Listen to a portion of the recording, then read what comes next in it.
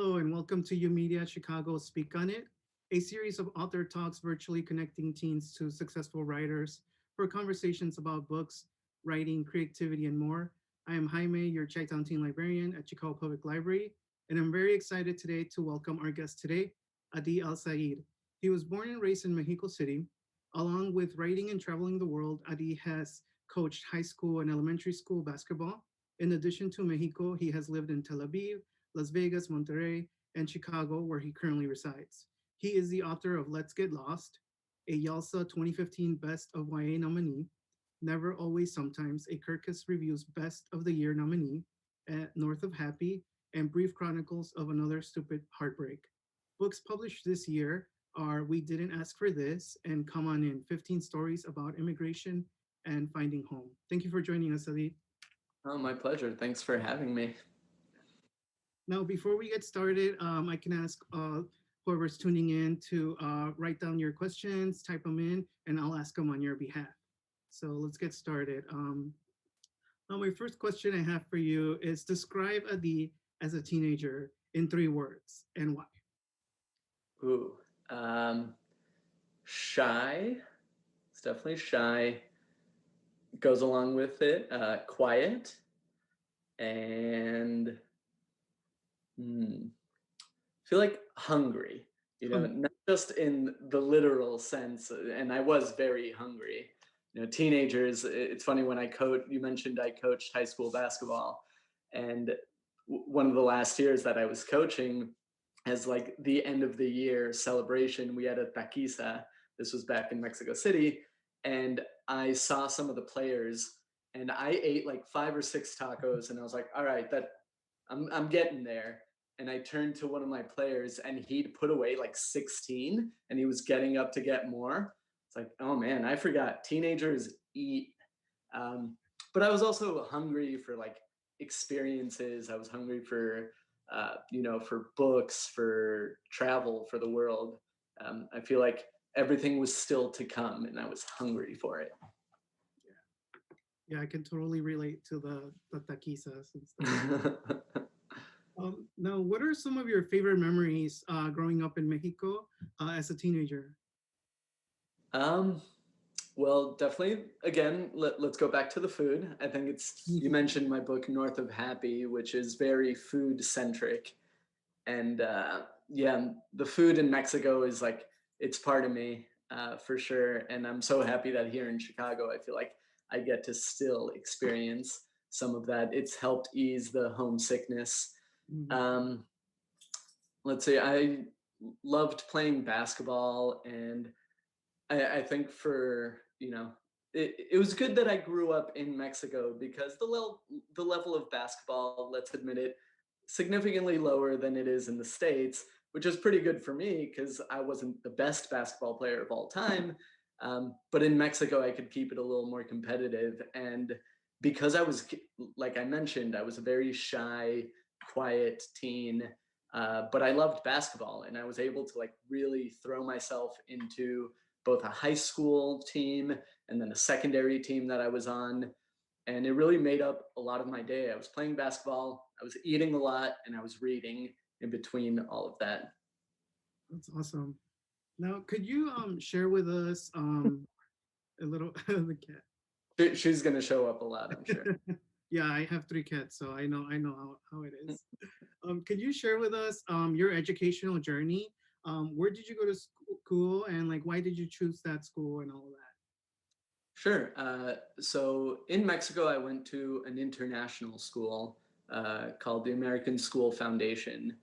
And it was really, so that it has changed in the years since I left, but it was basically in elementary school, it was half in Spanish, half in English. So fully bilingual. And then as I got to middle school and high school, the curriculum kind of leans a little more towards English and towards like an American style diploma. And because of that, I was like more interested, and I was very curious to live in the States and to try that out. And I ended up going to school in Las Vegas, which feels a little random but it was a state school that was for international students, significantly more affordable than a lot of other colleges. And my older brother was there studying hospitality. So it felt like a good choice for me to, as a teenager, I had no idea what I wanted to do. I wanted to play professional basketball, but as we've covered, that wasn't going to happen for me. Um, so I didn't have many career choices in mind. Like writing was kind of in the back of my mind, but I knew that you don't necessarily have to go to school and study English or study creative writing in order to become a writer. Um, and because that was so up in the air, I decided that like somewhere where I had family and somewhere that it wouldn't be an added financial burden or like as much of a financial burden as some colleges in the States can be, it kind of led me to study in Vegas. Oh wow, that's so interesting.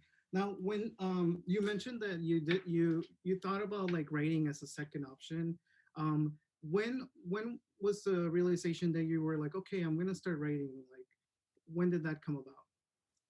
It was actually about 6 months or so before I graduated from UNLV in Las Vegas.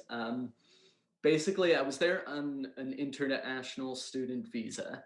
And I knew, like, in order to basically continue living in the States, I had to qualify for a specific kind of job. And I studied marketing, which actually made it difficult for, companies have to sponsor you for a work visa once your student visa runs out.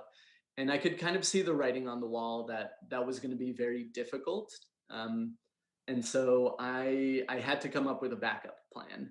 And at the time, like going back home to Mexico, all my friends were gone. All my friends were in the States at this point, and I wanted to stay in the US. So I was like, okay, what else can I do? And about 6 months before graduation, as I was trying to come up with backup plans, I had my first idea for a book. And now I'd been writing like, since middle school, but mostly short stories, the occasional like novel that I never finished writing.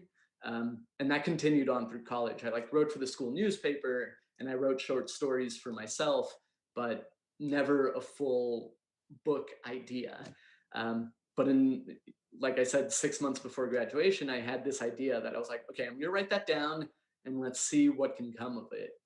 And I had one job interview about 3 days before graduation that I was like, okay, this is it. If they say yes, then my backup plans, I can keep them as a backup plan. But again, it's very difficult for a company to sponsor you for a work visa, especially in marketing. And this was like a fundraising company, which is something I did throughout college. But I made it to one of the final stages of the interview, and they're basically like, we're going to go with someone else. And so 3 days before graduating, I was like, okay, plan B, plan B, plan B. And I looked at that book idea and I was like, I'm going to try it. I'm going to, I always joke that a lot of writers or a lot of artists in general have to kind of pursue a regular 9 to 5 job and eventually find themselves with the opportunity to write. And for me, it was a weird flip flop situation where I wanted to have a regular 9 to 5 job and they said no. So I was like, okay, my backup is my dreams and I'll go pursue these dreams. And right after college, I moved to California and I started writing my first book. Um, yeah, and I've been writing ever since. That's a great way. Like you have that backup, and it actually came through. Um, so, what advice would you give young people who are struggling to trying to decide what to study in college? Um, so I think there are, I think this is something that we don't often tell teenagers. There is such a pressure to like, you know, to know what you want to do um, when you're at an age where frankly, you're not going to know. And it's like an exploration. You have to find your path. And that's another thing we tell teenagers that I think it's wrong because like very few of us have one path. Um, like I think my wife is one exception. She's a teacher at Chicago public schools, and she knew, I think, from like fourth or fifth grade, she wanted to be a teacher. And she's been on that path and she found it and she's doing it. But I think that's a rarity. Most of us are just kind of like figuring it out. Like I said, basketball was a huge part of my life. And when I realized that I couldn't be a, I couldn't get a college scholarship, so I definitely wasn't going to play professionally. I thought, well, maybe I can coach basketball. And then writing was something that was in my mind. And so I tried out writing for the school newspaper and I thought maybe journalism. Mm, But I like to make stuff up too much. That's not good for journalism. Um, so I bounced around. And I think one of the things that I do often tell teenagers back in the days of school visits and library visits, which I'm hopeful we'll get back to that eventually, um, is I tell teenagers that it's okay to not know which path is for you and to try different doors and to explore. There's even if you had told me at 17 to follow my dreams, I would have been like, well, what dreams? I don't know what those are. mhm, And I think it's good for teenagers, for young people to explore what that path might be for you. mhm. Like my dad, when he was 40s and his 50s, he would still say, I don't know what I want to be. He's had several paths. Yeah, yeah. Now you just mentioned that you were writing since middle school. Do you still have some of those like writings, or like what do you used to write about? um, so I wrote a lot of unfinished short stories, like I said. A lot of those have been lost. So a few years ago, I was at a book festival in LA, and they asked for some of us to try to find things we wrote as teenagers. And in some old email address, I found the one almost book length thing that I wrote before I actually started writing, which was I used to call it a novella because it was fairly short. It was about vampires. And it was inspired basically, like I watched another vampire movie. I forget which one it was. And as a teenager, I was like, they always say vampires are immortal, and by the end of it, there's vampires that are dead. Like, that's stupid. I'm going to write a book about vampires that are really immortal. And then I killed them at the end, of course. It was really bad. It was really bad. But it's good to like go back and read, what teenage me wrote, and to like see some, that I could see like little clues that like this could be the path for me. Like Mhm. I was young, I was like making a lot of mistakes, and maybe wasn't as aware of the world as I am now. But there was a lot of bad there. Yeah. Some nuggets of good, but mostly bad. Now, let's talk about one of your latest books. We didn't ask for this. Can you share a little bit about the book and what are three insights that you hope young people get from reading the book? Sure. Um, so we didn't ask for this. I happen to have a copy here.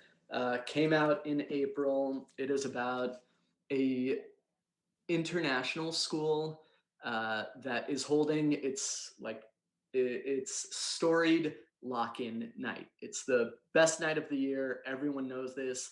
Everyone agrees. Everyone looks forward to it. But this year, a group of students chain themselves to every way in and out of the school and don't let people in or out until their environmental demands are met.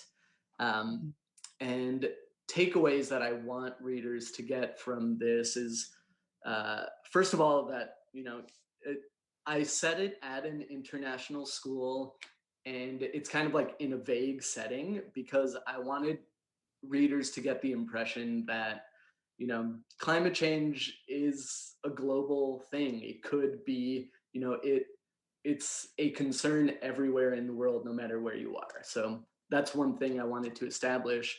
But the main reason why I wrote the book is as I'm thinking about young people and like myself as a teenager. And I think, we were all aware of climate change back then, but it's just like escalated and escalated, and now it's at the forefront.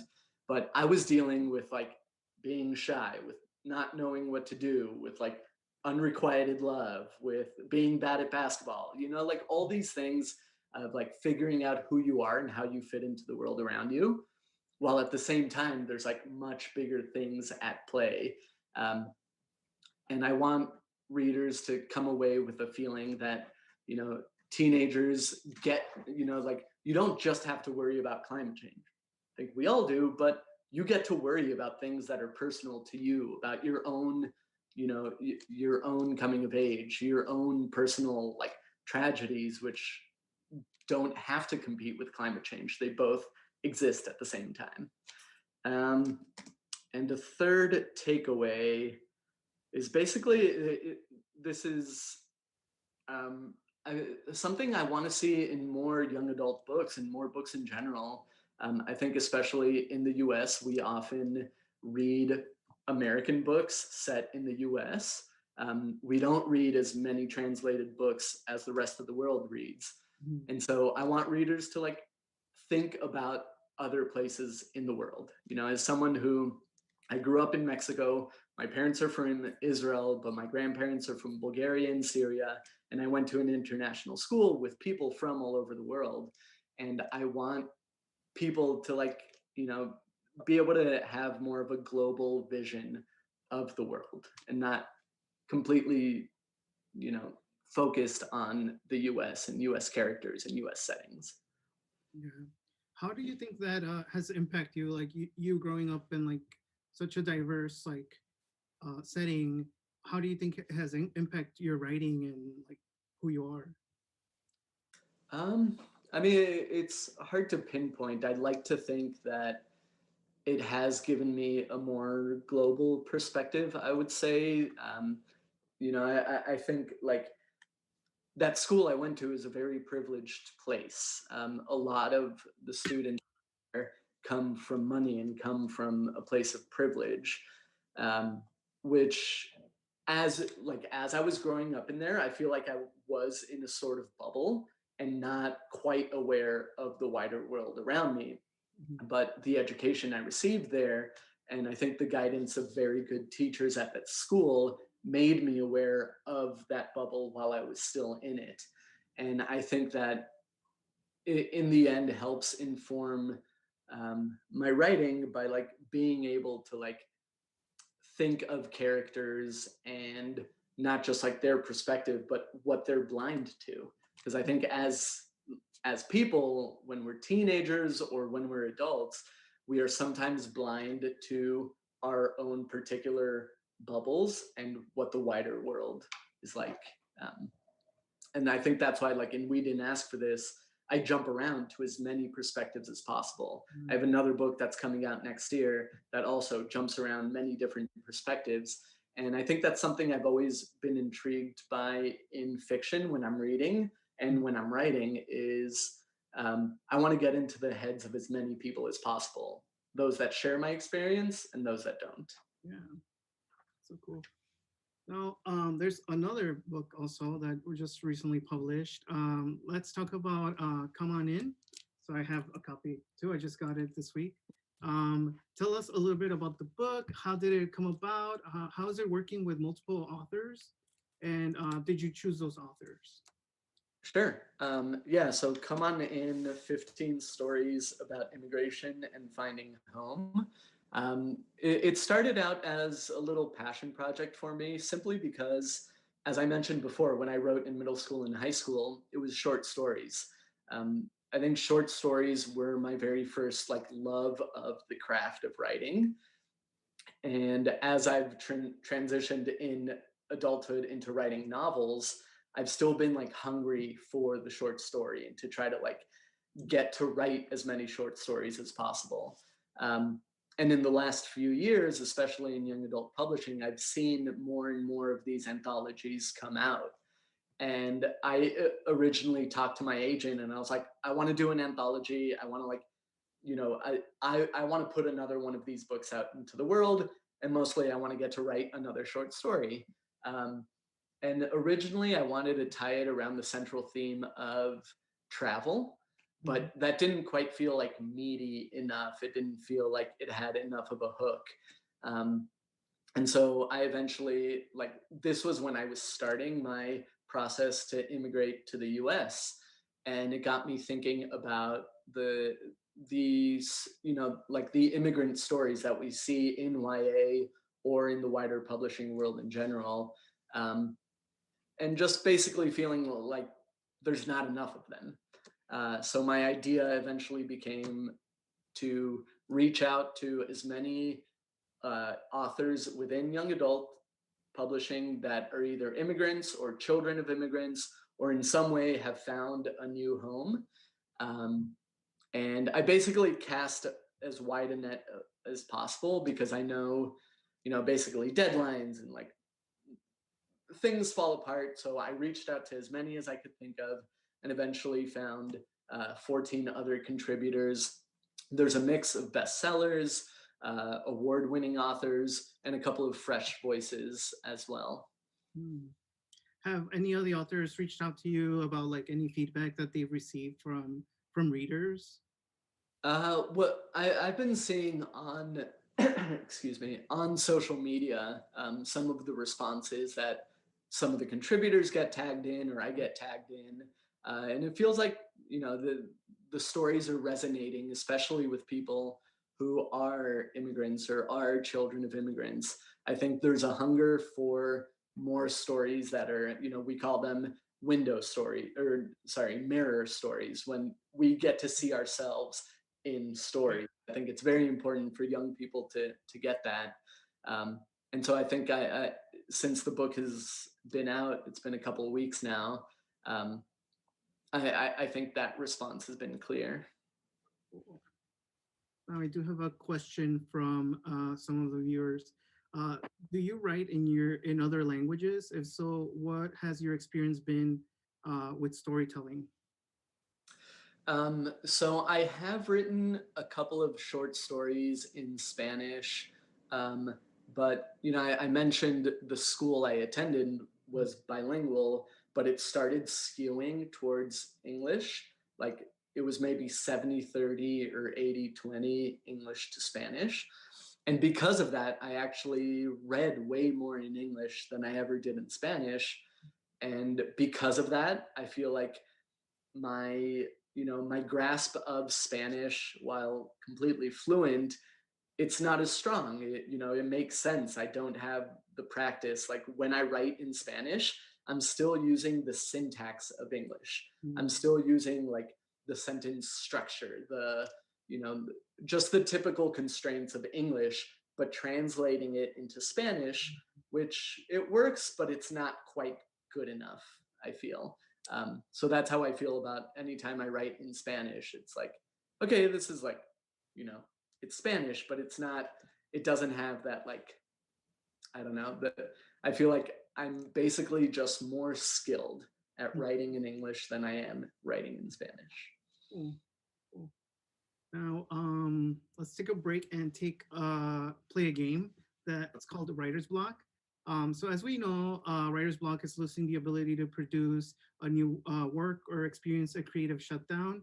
So Adi, I'll give you two subjects or terms, and you will choose which one to temporarily block, and the other one will be like continue creating or continue with. So I'll name a few: street taco or restaurant tacos. Yeah, we're gonna block restaurant tacos for sure. Iced coffee or hot coffee? Uh, we're gonna block iced coffee. Okay. Contemporary fiction or classic fiction? I like contemporary way more, so let's block classic. Science fiction or mystery? Ooh, this is a tough one. Neither one are my like bread and butter, but I like to read, you know, outside of my genre. I'm gonna give it. I'm gonna block mystery, but just like by a little. Yeah, it's temporary. Uh, Yeah. pen and paper writing or laptop? Um, I'm gonna block pen and paper. I did. We didn't ask for this. I did write the whole first draft Oh, on pen and paper because I was traveling throughout it, so it was just like easier than carrying around a laptop. but I have terrible handwriting. I spill coffee all the time. I lose things. I'd rather write on a laptop. It's so hard to like, you know, the beauty of control find on a Oh, computer. Like when you're in pen and paper and you're like, does this character have glasses? I got to go back and like try to find if the character has glasses. It's oh, way too annoying. yeah. Sandals or sneakers? Um, I'm gonna block sandals. Bike riding or skateboarding?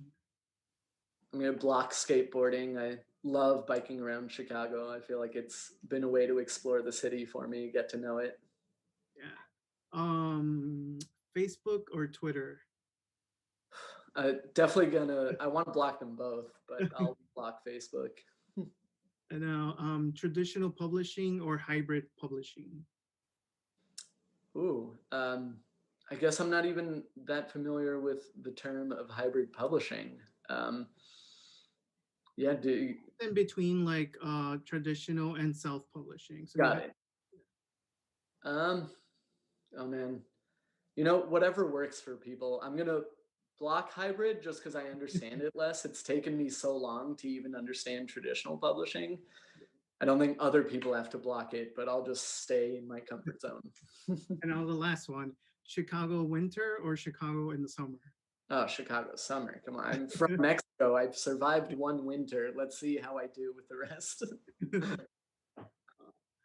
So we have 5 minutes. So I'll ask you a couple of more questions. So we just finished celebrating Latinx Heritage Month here.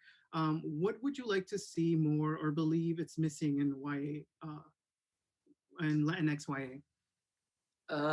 Well, I touched on this briefly when talking about we didn't ask for this, and like, I think the representation of Latinx characters has been great, but I want or has been better, I should say, not great. It's been improving, and that's fantastic. I want to see more of that, but I want the settings to change too. I want stories set in Argentina, in Ecuador. Like, I want to see different settings, not just in the US. That would be great.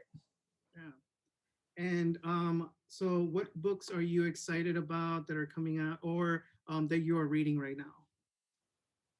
Ooh, let's see. I've got my notebook just out of reach with like all the books I've been reading this year. I just read Look Both Ways by Jason Reynolds. Mhm. Fantastic book.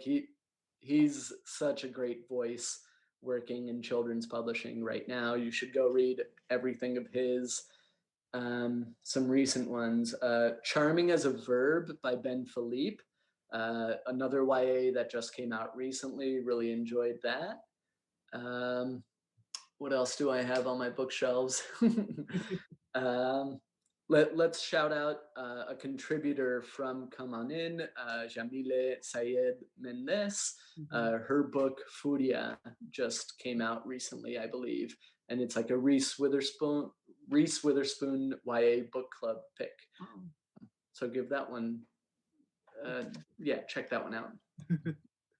All right. Well, that's about it for the time for us. Thank you so much for joining us, Adid, and best of luck with your future endeavors. Oh, thank you so much. It was great to be here. Thanks for having me. Yeah. Now, Speak On It is a program series connecting teams and authors virtually to have a conversation about what speaks to us and inspire us to create. Join us next week as we welcome award-winning author Samantha Marby, author of Tigers Not Daughters, All the Wind in the World, and Fierce and Subtle Poison. Thank you all for joining us. Bye.